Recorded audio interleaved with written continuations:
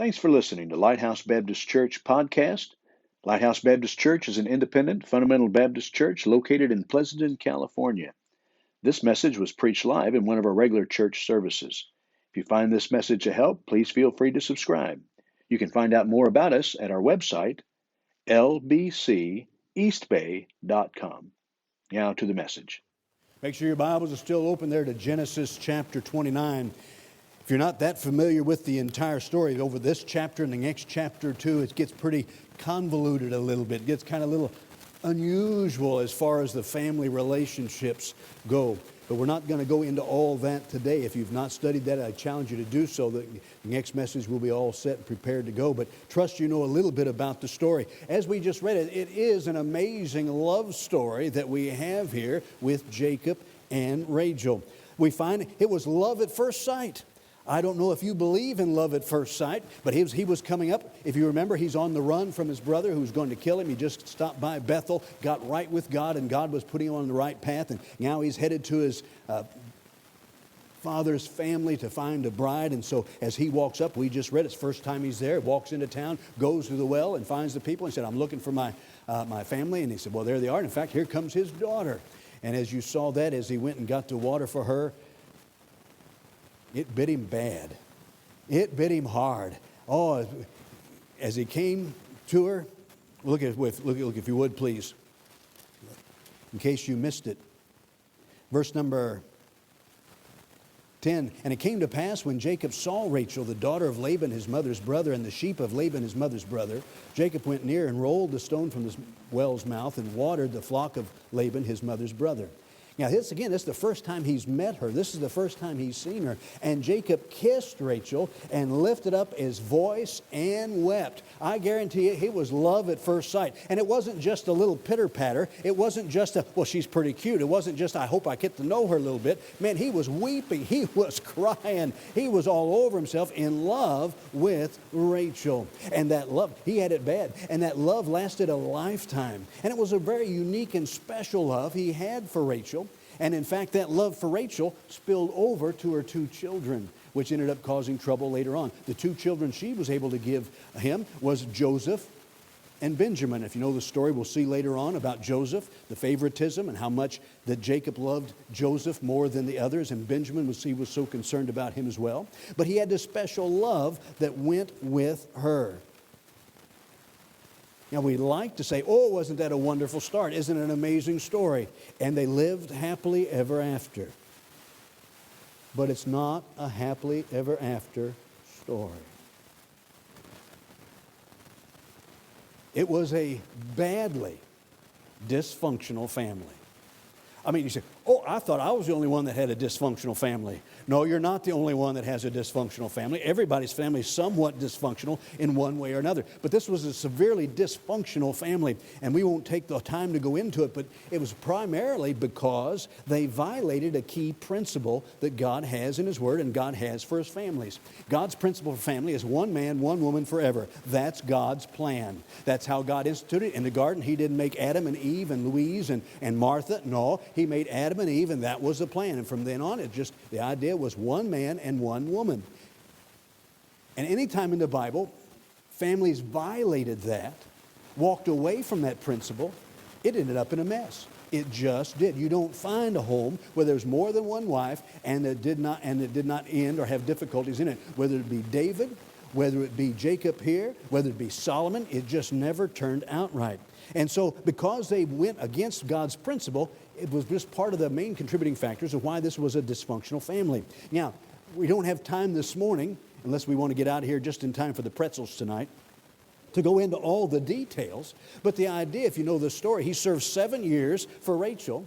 At the end of the 7 years, Daddy pulled a switcheroo on it, a bait and switch, and gave him Leah, the older daughter. He said, because that's what tradition is, the older daughter first. And then he had to work another 7 years for Rachel. And so he starts with two wives, Leah and her sister, Rachel. He wanted Rachel. He was in love with Rachel. And we can see by the context that speaks in there, he did have an affection. He did have love for Leah, but nothing like for Rachel. And those two bringing together, two sisters married to the same man, it was jealousy, it was bitter, it was anger. Oh, it was a mess inside the home.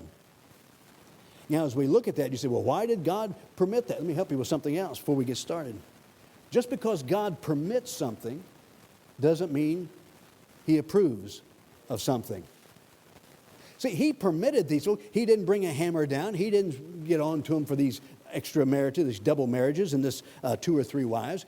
But He was not blessing it, and He was not glad they did. By the way, in your life, just because He permits something does not mean He approves something in your life. Be very careful thinking, well, He didn't strike me dead. He didn't make me lose my job. He let this happen, so God must approve it. No, we go back to His Word and His principles to learn that. But we find he fell madly in love at first sight, and now he desires to marry Rachel. But in that home, with the 2 wives, there was jealousy, resentment, and bitterness. Favoritism. You would think anybody who would understand and be prepared for a life of issues in a family with favoritism would be Jacob. Because we just study, if you look at the story of Jacob, we've got him and Esau and the favoritism of his dad and his mom with the different children. And it did not end well either. So as we look at the story, so he says, yes, I'll work for her. Laban says, well, you've been with me now for a month. He said, you're going to stay a while. He said, I'm not going to have you work for me for nothing. What will be your desire for payment? What would your wages be? What should it be? And we saw that he said, I will serve you. I will work for you for 7 years. And then you give me Rachel as a wife.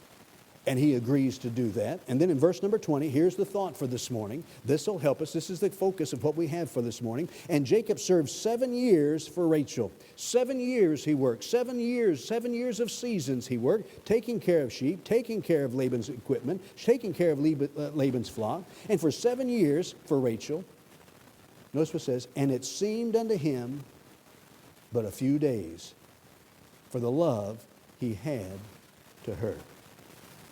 A few days. He was so in love with her, so anxious to have her as a bride, that for those 7 years, his man, it was just like yesterday. He said, it's just a few days ago I started, so for 7 years. By the way, in your life and my life, you know what it's like. When we're doing something we love, when we've got the right kind of focus, it goes very, very quickly. It seems like just yesterday. In my bride's case, for her and I, it seemed like just yesterday we stood before that old Baptist preacher and just said, I do, and she was mine and I was hers, and she lived happily ever after with me. You laugh and hurt my feelings. But it does seem like just yesterday. And so it was for those 7 years. It seemed like just a few days. So we look at this great love story. And he served her not just for 7, but for 14. Because to get her, he had to work another 7 years. So for 14 years, he worked for Rachel. And for those first 7 years, it seemed like just a few days. And he was willing to do that, and it seemed like an okay thing, and he was glad to do it. He was happy to do it, and it was just such a blessing. It just seemed like it just whizzed by, but it was not an easy 7 years. It was not a very necessarily always pleasant 7 years. Somehow we get the idea, well, it seemed like it was just nothing to him, so it must have been easy. It must have been pleasant. It must have been all gravy. It must have been all smooth. But we look in Genesis 31:38, and I'll just read it for you. When he comes to talk with him later, he describes some of these years that he was serving. And it says these 20 years, if you want to look at there, it's Genesis 31:38. And he says to his father-in-law Laban, these 20 years have I been with thee.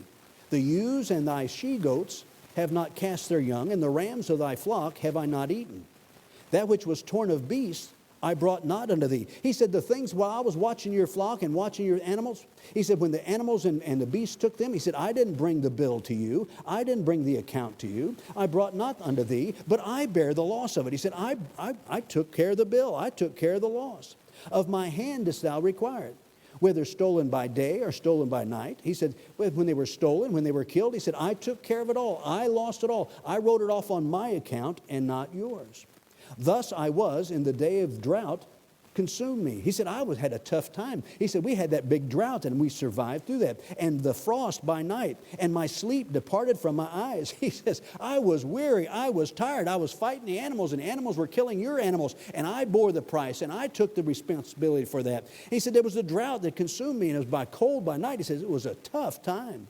Thus have I been 20 years in thy home. I served thee 14 years for thy 2 daughters, and 6 years for thy cattle, and thou hast changed my wages 10 times. He said, over these years, he said, you've changed how much you thought you owed me 10 times. So it wasn't an easy time. It wasn't a pleasant time always, but he was willing to do that. So we think about him. Here he is. He's got these 7 years. He's serving for Rachel, and those 7 years aren't easy. There's animals, there's loss, there's issues going on. Yet to him, it just seemed like just a few days that he had to serve.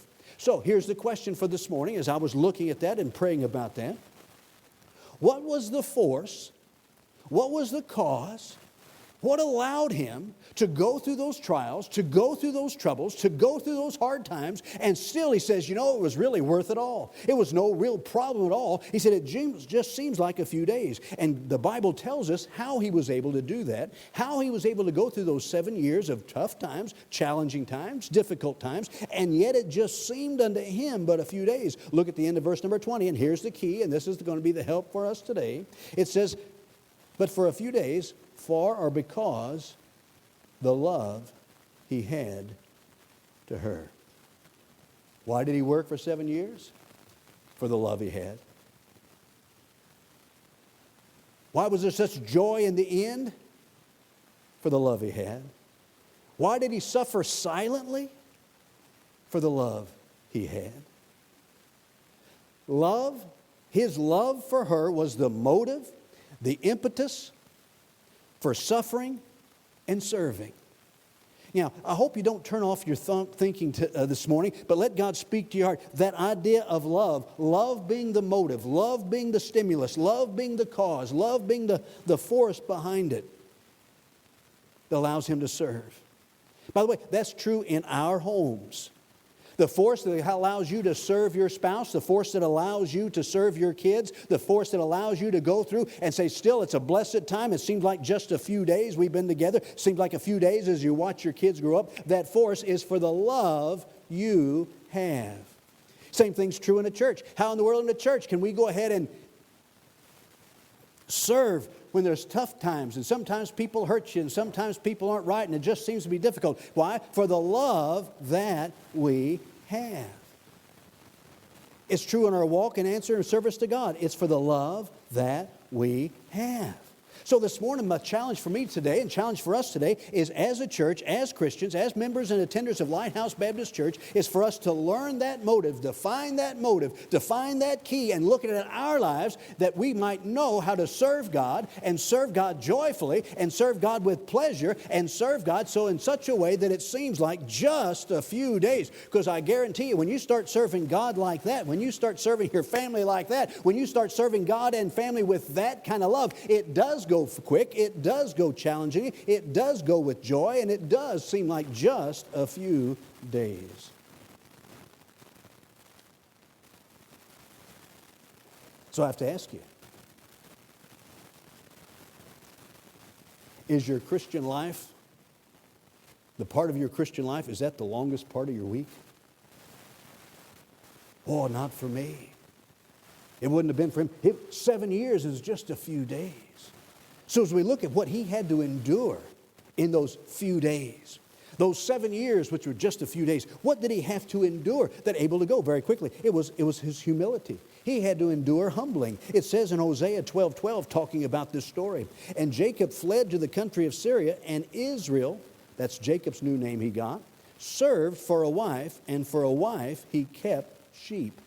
I mean, that's the lowest job you can have. That's the dirtiest job you can have. That's the most insignificant job you can have, is taking care of sheep. He said, but for a wife, he took care of sheep. So it was humbling for him. For those 7 years, he went back from his daddy, who was very wealthy, and had all those servants, and now he's the shepherd in this family. For this man serving for a bride, it was very humbling. But to him, it was just a few days. He was willing to do that for the love he had. He suffered loss. We read that. He suffered financial loss. But it seemed like a few days, and he was willing to do that for the love he had. For the what, class? Love he had. For the what? Love he had. He suffered abuse from his father-in-law. He said, you changed my wages 10 times. And I doubt that was an increase. I doubt if that was bonuses. He was complaining. He says, man, you swindled me. You tricked me. You deceived me. You shortchanged me 10 different times. And yet, It seemed but a few days. Why? Because of the love he had.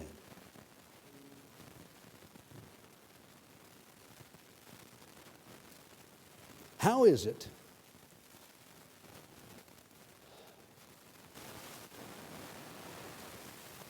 we can serve God 10 years, 20 years, 30 years, 40 years, 50 years, and it seems only a few days?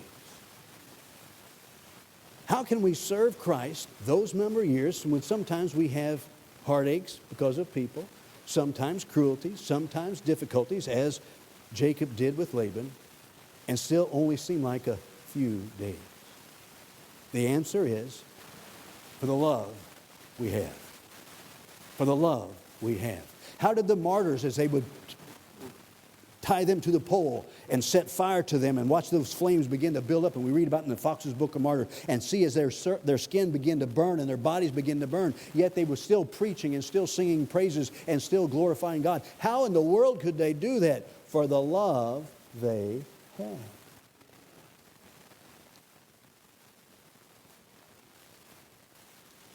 So this morning, the goal of the message is for us to comprehend, to commit to, and recommit to finding the kind of love that we may have lost, we may have never had, that we need to have for us to serve with the right motive and serve in the trials, in the difficulties, and when it's all said and done, say, well, how was your life? How was your ministry? You won't say, well, I had this issue and this issue and this issue. He said, man, it seems like just a few days.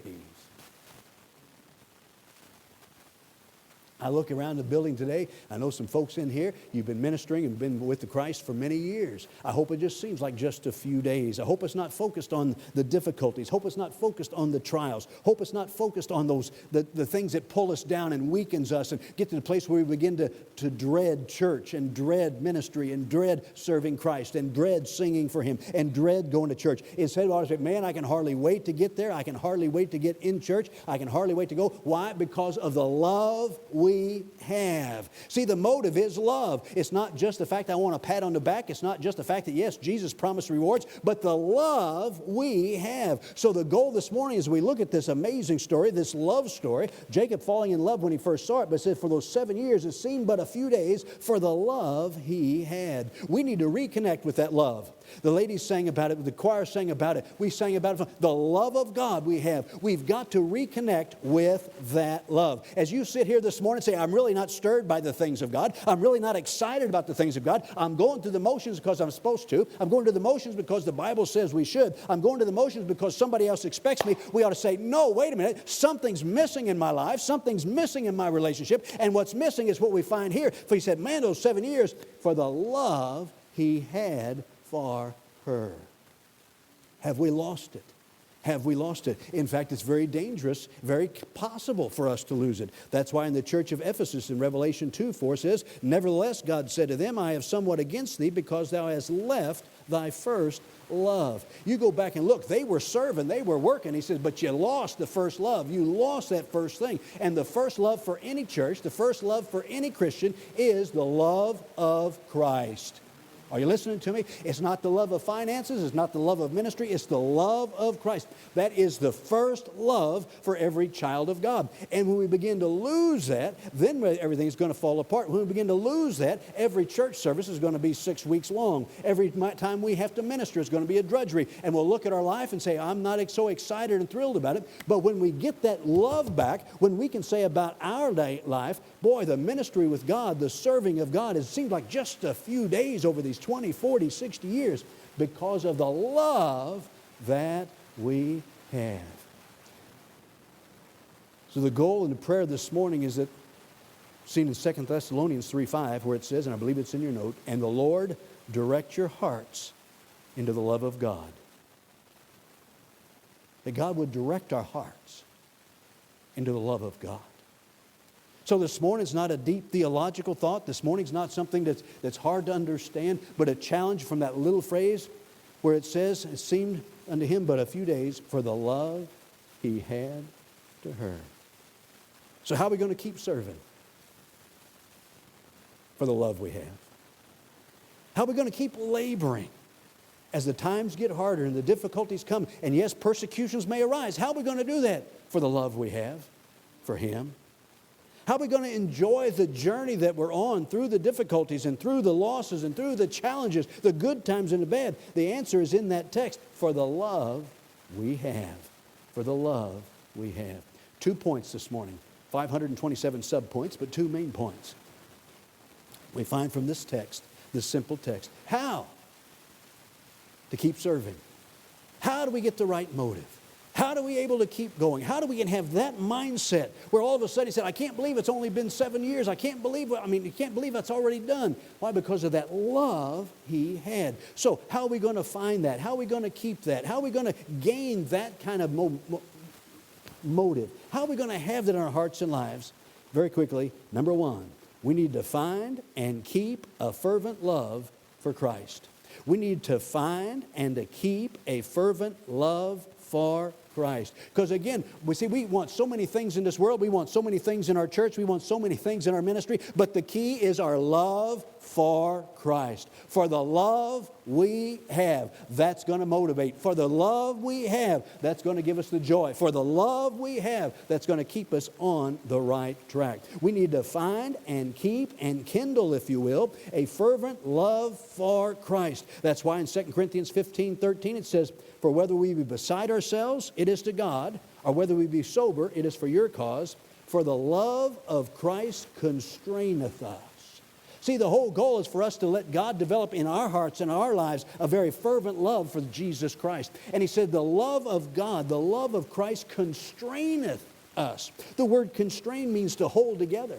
Preacher, how in the world can we hold together in the Christian life? The love of Christ. The word there for constrain means to press, to compel, to keep in place. How can we keep going? How can we have these things going on? The love of Christ in our lives compels us, restrains us, keeps us in place, keeps us going. Whoa! It's the love. You say, preacher, I didn't come here to find out how much I need to love Christ. But that's exactly what we need. We need to have that love. For the love that he had. So if we're going to have that kind of love, we need to find and keep a fervent love for Christ. Very quickly, just some thoughts. What diminishes our love for Christ? If you're sitting here this morning, you say, I used to love him more. I used to have my love that was really hot. I used to have a love that was really fervent. I used to have a love for Christ like Jacob had for Rachel. He said, I just loved him. I couldn't get enough of him. I couldn't hardly wait to be with him. I had that kind of love, but it just seems to have dissipated. It just seems now it's just routine, and I'm going through the motion. I'm just taking care of sheep, not for any particular reason, not for any particular joy. I just seem to be going through it. So what diminishes our love for Christ? Very quickly, the Bible tells us several things. Number 1, the love of self. The love of self. In 2 Timothy 3, verse number 1. Know this also in the last days. By the way, we're there. I believe we're in the last days. Are you out there this morning? I believe we're in the last days. I believe we're in the last days. Oh, I tell you what, he's coming back. And I know he is coming back. So we're in those days. He said, this know that in the last days, where we are, perilous, dangerous times shall come. Tell us, preacher, why are they dangerous times? What makes them so perilous times? He said, for or because men shall be lovers of their own selves. Oh, I tell you what, as a church, as a Christian, we're in danger. As a nation, we're in danger when we begin to love our own selves. Where the most person we love the most is ourselves. And he goes on, covetous, boasters, proud, blasphemers, disobedient to parents, unthankful, unholy, without natural affection, truce breakers, false accusers, incontinent, fierce, despisers of those that are good, traitors, heady, high-minded, lovers of pleasure more than lovers of God. One of the things that diminishes our love for Christ is we love ourselves too much. We focus on loving us. We focus on the loving pleasure more than loving God. Oh, if you look at your life and I look at my life, we have to be on guard for that, because when it comes time, am I going to serve God? Am I going to serve myself? If it becomes an obvious answer that I'm going to serve myself, and we don't even consider the ramifications, we don't even consider the cause of Christ, we are loving ourselves more than Christ.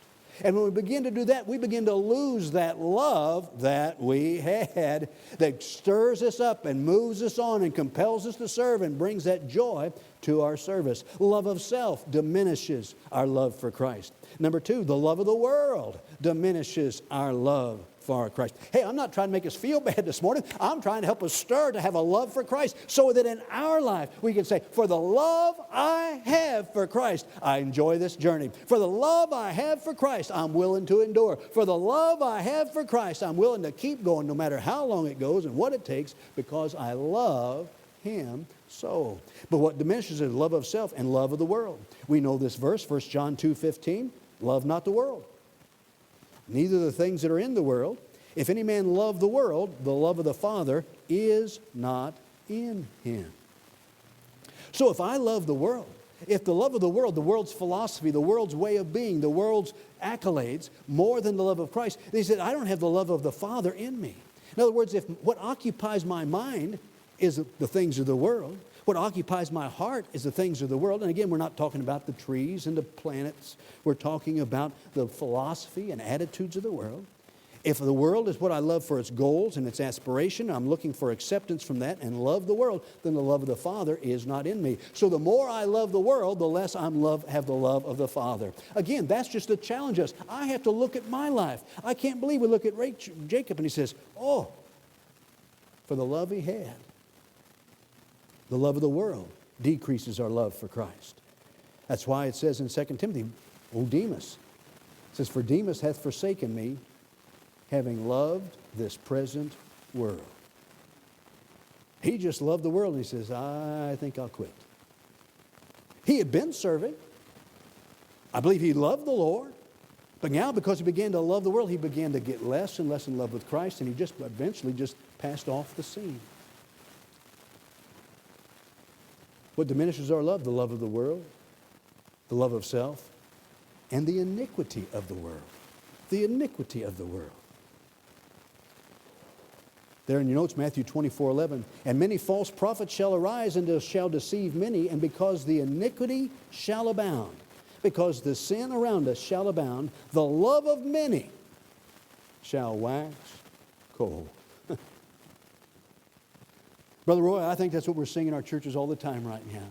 We're in such a wicked world, instead of that, as for Christians, instead of that driving us to Him, instead of that saying, oh, I got to love Him more, oh, I've got to be closer to Him, we just begin to get cold.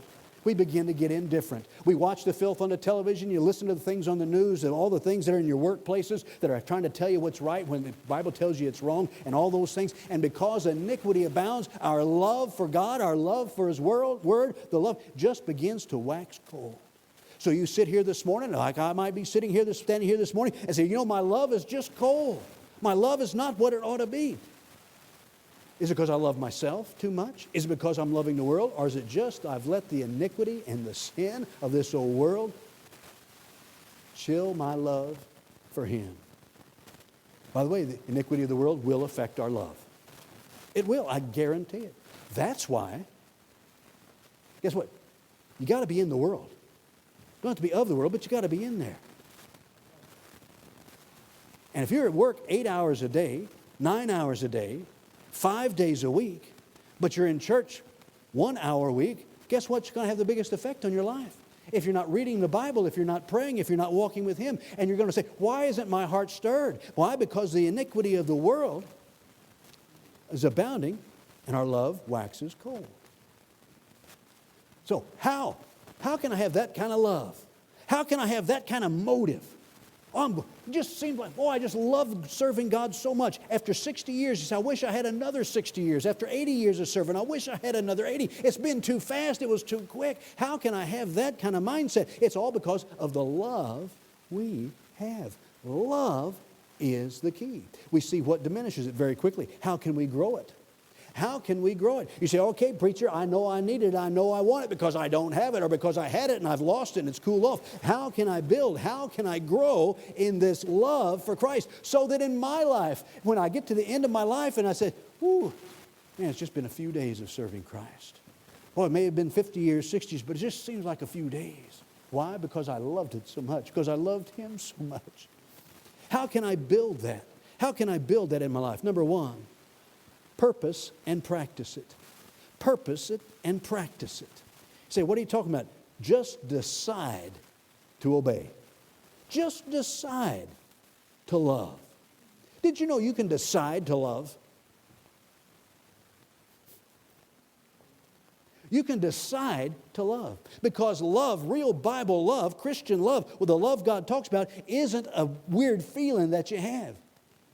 Real love is not like a upset stomach you get when you got all the likes because you see somebody that's famous or somebody that you'd like to get to know. Or in the case of Jacob, whoa, he cried and he wept and he kissed her and hung all over. He just met her. He was madly in love. But we can decide to love. In fact, love is a decision. Just do it. That's why Matthew 22:36. Stay with me. Say, I want to love Christ more. All right, love Christ more. Is that hard? Love Christ more. Matthew 22:36. Man came to Jesus and said, Master, what is the great commandment of the law? Here's a commandment. Jesus said unto him, Thou shalt love the Lord thy God with all thy heart, with all thy soul, with all thy mind. He didn't say feel the love. He didn't say wait for the love to come upon you. He said, no, you just do it. Just do it. We can decide to love. That's why the Bible talks about older women are to teach the younger women to love their children and love their husbands. You can decide to do that. You can learn to do that. You can grow it. You say, well, I just don't feel it. Don't worry about the feeling. Actions precede feelings. You start acting, you start doing what you're supposed to be doing, and the feelings will follow. Decide, purpose, and practice it. Make the changes you need to. Just purpose it and practice it. Say, I'm going to make those decisions and I'm going to put that as my purpose and I'm just going to start practicing what it means to love Christ. That's why, another example, God commands husbands to love their wives. He said, love your wife. It's a command. Just like Jesus said, the command of God is to love Him.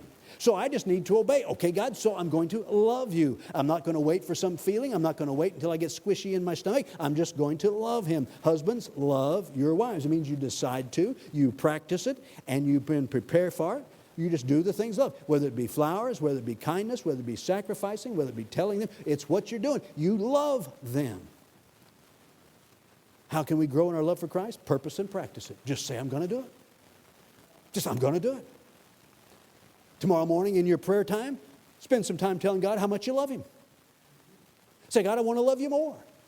I want to care for you. I want to have that desire to be with you. I just want to love you, Lord. I do love you. And you begin to think about all the things He's done for you and all the things He's going to do for you and all how much He loves you. And just decide, I'm going to love God because it's a command. I don't have to wait for it. I just have to obey it. It's much like the prophets. You read in Psalms over and over, it commands us, listen, praise the Lord. He didn't say, when you feel like it, but he said, praise the Lord.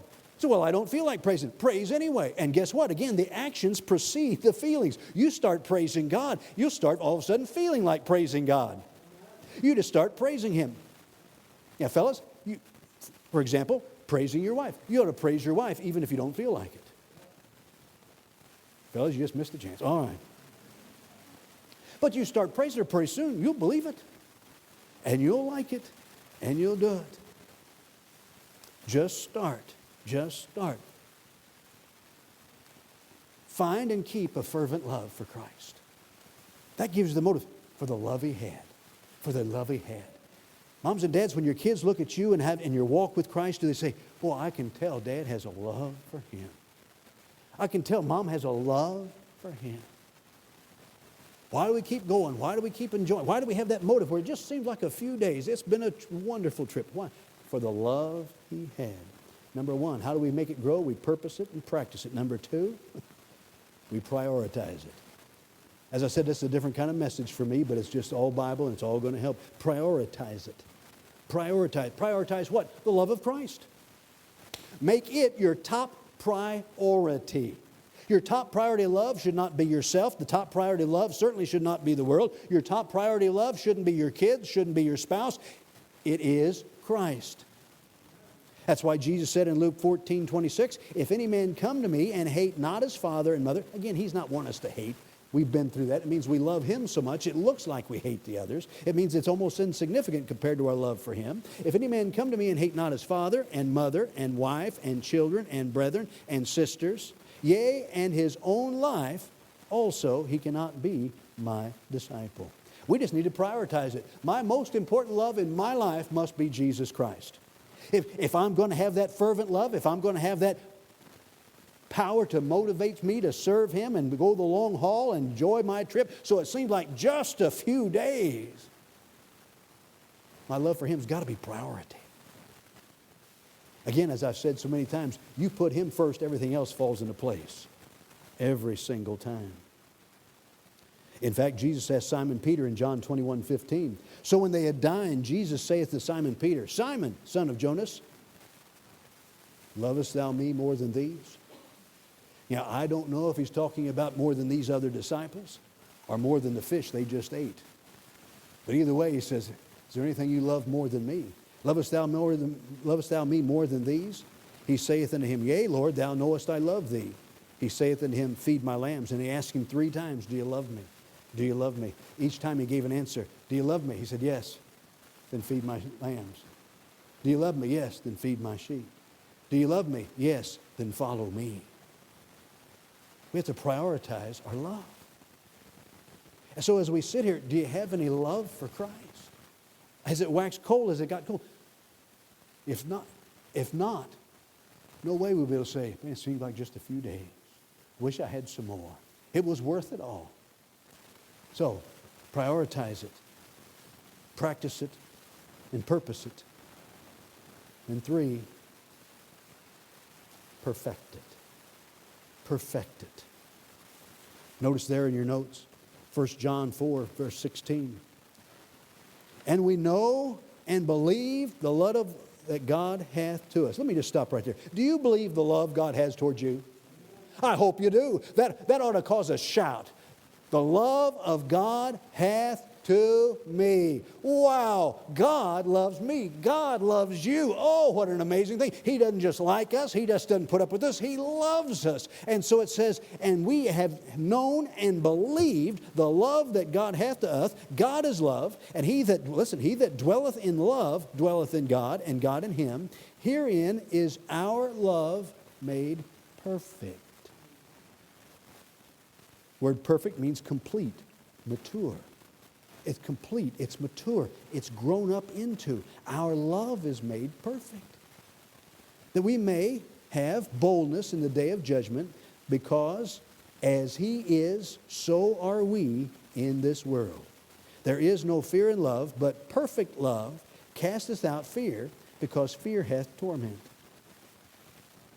He that feareth is not made perfect in love. We love Him because He first loved us. He said we can have perfect love, mature love, satisfying love. How? By having God dwelling in us. Notice what it says. And he that dwelleth in love dwelleth in God, and God in him. Herein is our love made perfect, so that we can have that boldness in that day. Have no fear but love. We need to perfect it. Let it grow. Let it mature. Dwell more in Him, Him more dwelling in us and controlling us, that we might have that love.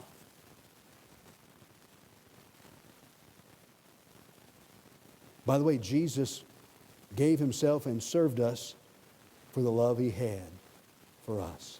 Are you listening? Just as Jacob served for Rachel, and it seemed just a few days, for the love he had for her. Just like that love motivated Jacob to go ahead and serve with all the trouble and all the difficulty, and it seemed like no big deal. It seemed like it was just a few days because of the love he had for her. Jesus Christ, because of the love He has for you and the love He has for me, has also endured so much for the love He has for us. You need to see it today. We need to hear it today, and you need to believe it today for salvation. The fact that He has love for us. John 15:13, greater love hath no man than this, that a man lay down his life for his friends. Jesus says, I'll show you what love is. It's me laying down my life for you. It's me going the cross for you.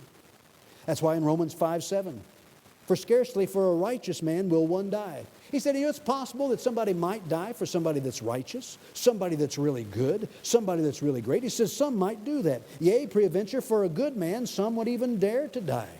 You think about like the Secret Service and for the presidents, they put their lives on the line. And for some good people, sometimes they do that for righteous people. But God, he said, we'll do that. For good people, we might sacrifice our life.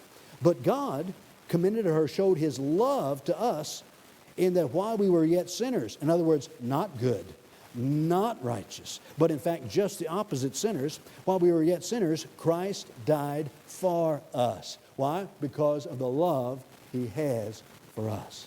Wow. Wow. Same idea. For the love he has for us.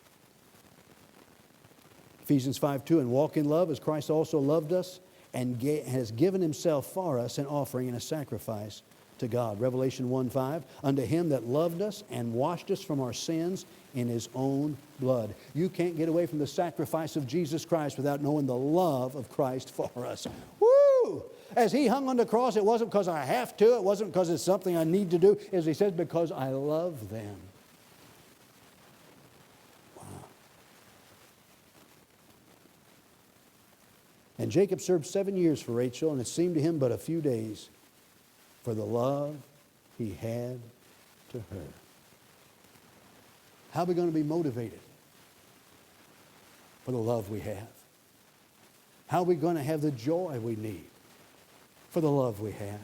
How are we going to have the peace we need for the love we have? How are we going to continue to just go on and be faithful for the love we have?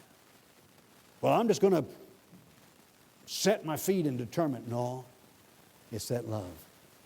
How can we find that motivation? How can we have that? Kindle and keep a fervent love for Christ. Number one. Number two is short. How else can we find that motivation? Jacob, how in the world did you do that? Because I loved her so much. How in the world could it be so easy for you? Because I loved her so much. Number two, how can we keep motivated? Number two, keep the goal in mind. Keep the goal in mind. Verse 20, and Jacob served 7 years for Rachel, and it seemed unto him but a few days, for he had love, for the love he had to her. All of a sudden, 7 years is gone, and Jacob said to Laban, give me my wife, for my days are fulfilled, that I may go in unto her. You know, I don't think that after 7 years, 4 months, 3 days, and 2 hours, he went, I forgot. I forgot what I was working for. I forgot what I was doing this for. I forgot. Boy, if I'd have just remembered that, I didn't. No, he had the goal in mind all the way. When his 7 years was up, he says, Daddy-in-law, he said, I'm here. Give me my prize.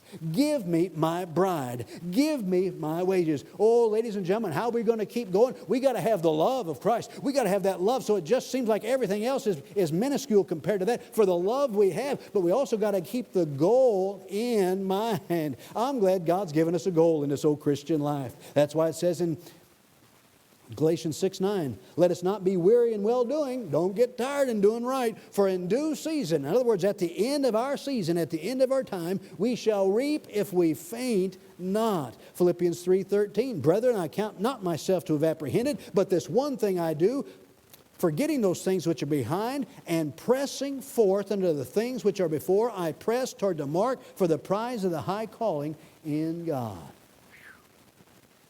Keep the goal in mind.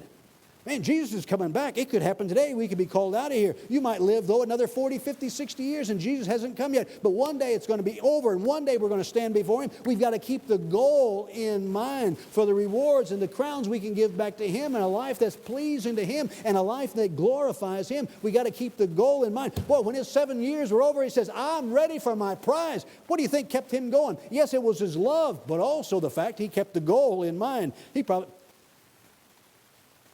You folks probably never did this, but on the submarine or places you go, you find places. We started counting down. I know the ladies who did that for the husbands coming back. Our patrols were 105 days. Then we said, only 104 to go left. 103 left. 102 left. Man, you're porking in. Unless you don't love your spouse. And has it been 105 days already? He's coming again. What? But keeping the goal in mind. And that love is just pushes you on. You got to keep the goal in mind.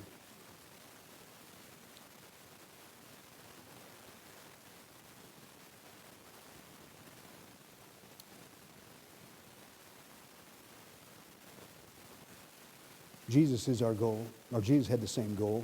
Jesus said in John 12:27, now is my soul troubled. He said, boy, this is tough. He said, I'm having a struggle about this going to the cross. He said, I know it's going to be bad. I know it's going to be hard. What shall I say? Father, save me from this hour. He said, should I ask God to help me out? Should I just quit? He says, but for this cause came I unto this hour. Jesus, how in the world are you going to endure the cross? Got the goal in mind. Got the goal focused. Hebrews 12:2, looking unto Jesus, the author and finisher of our faith, who for the joy that was set before him, the goal set before him, the fact that we were going to be saved, the fact he was, yes, going to the cross, yes, he was going to suffer all hell for you, all hell for me, and take our sin upon him, but yes, he knew at the end those of us who be saved will spend eternity with him. For the joy that was set before him, endured the cross, despising the shame, and is set down at the right hand of the throne of God. Keeping the goal in mind.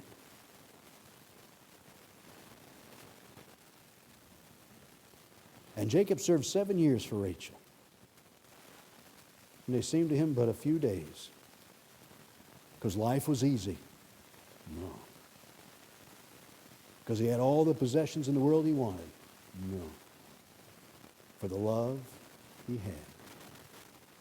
What's going to keep us going? The love we have. The love we have.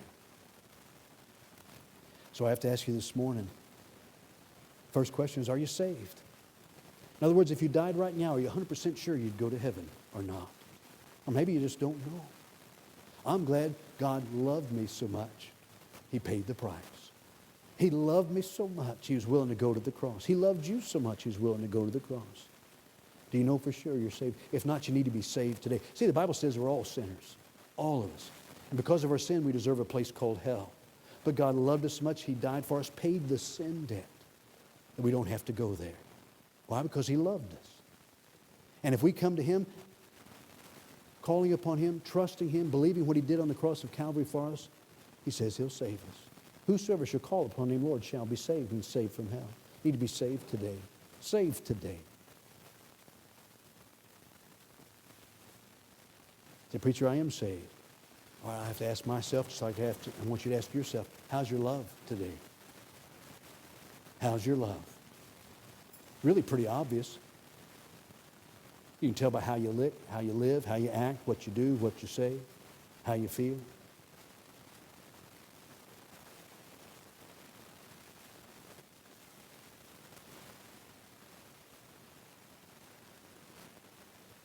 Seemed to him but a few days for the love he had.